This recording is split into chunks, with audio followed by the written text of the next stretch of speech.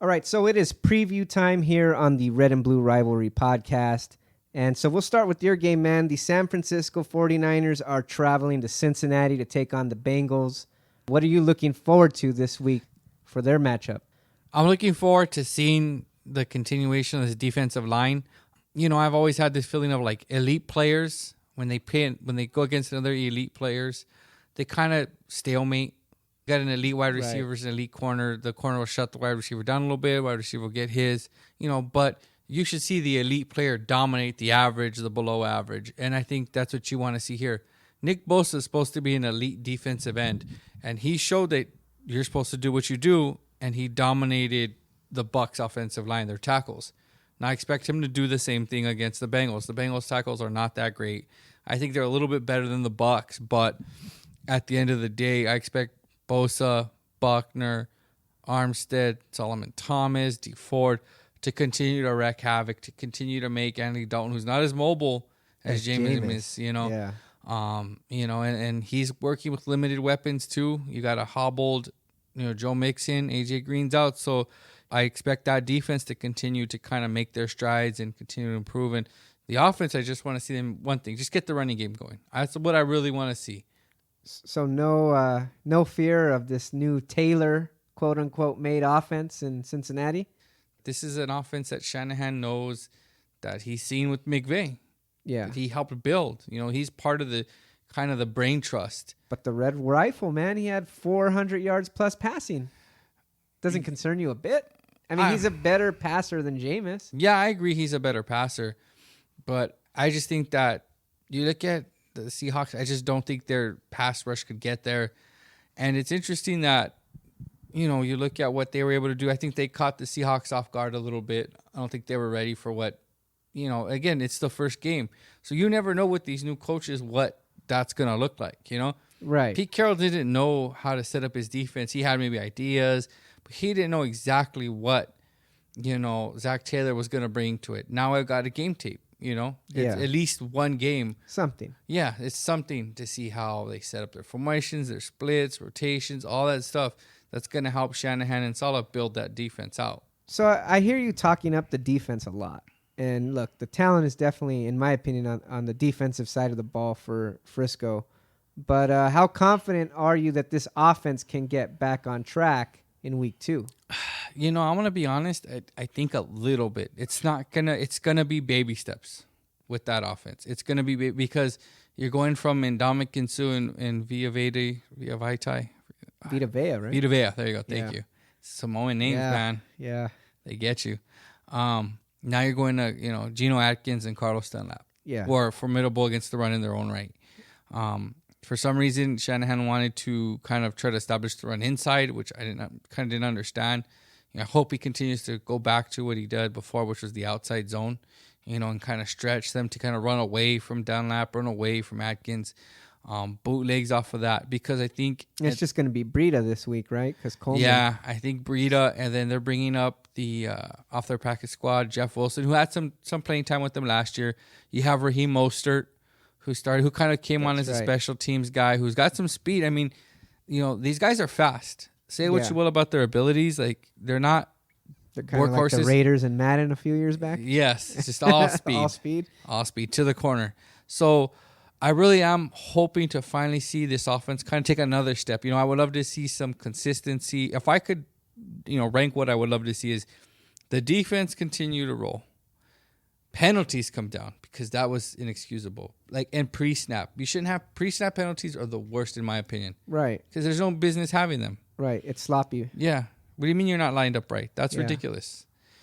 Penalties and then the running game, because I know everyone's worried about Garoppolo. Garoppolo's thing is going to be time. I just want to see the run game I like to see a good 160 yards on the ground. Wow. Altogether.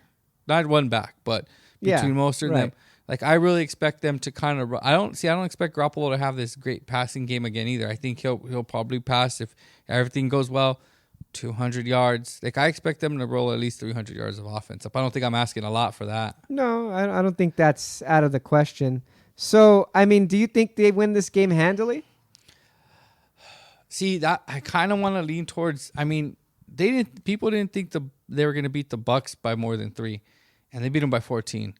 When I look at Cincinnati, they're a little better than I thought, but I still think that at the end of the day, I could see them winning by 7-10. I don't think it'll be much more than what they beat the Bucs by, because I don't think Andy Dalton's going to throw as many interceptions. So, yeah, he's a lot more careful with the ball than Jameis. So, but I do expect sacks.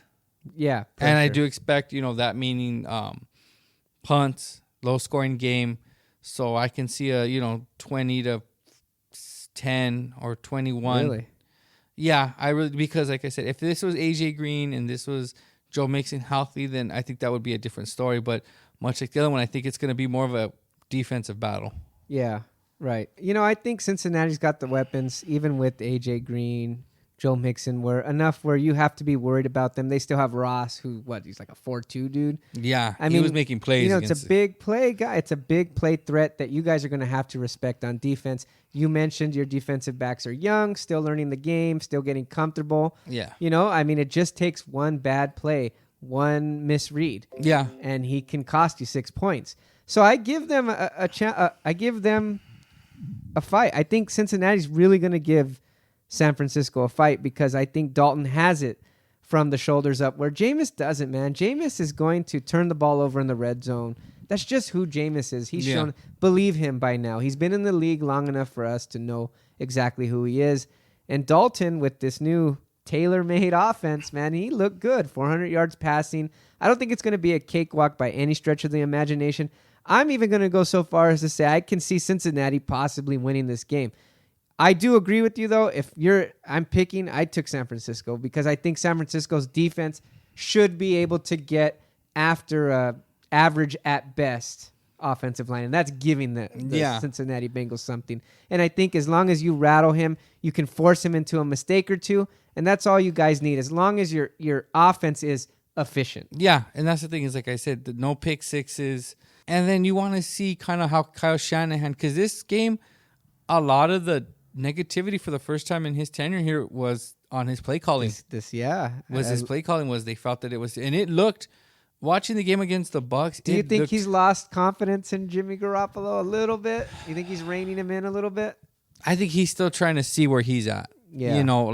Everything is different. He looks good in practice, and then, you see him kind of grow into preseason, but you see that the shots aren't there. And I don't know, maybe it's the fact he doesn't have his complement of receivers. Maybe he's still trying to figure out the combination of receivers he really feels can play on game day. We know practice and playing are two different things. So, I feel like he still has confidence in him.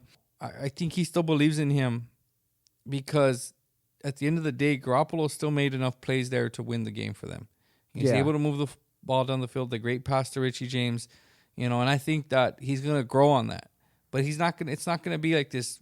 He's not going to turn into Mahomes, or they're not going to have this great 500-yard passing game anytime soon.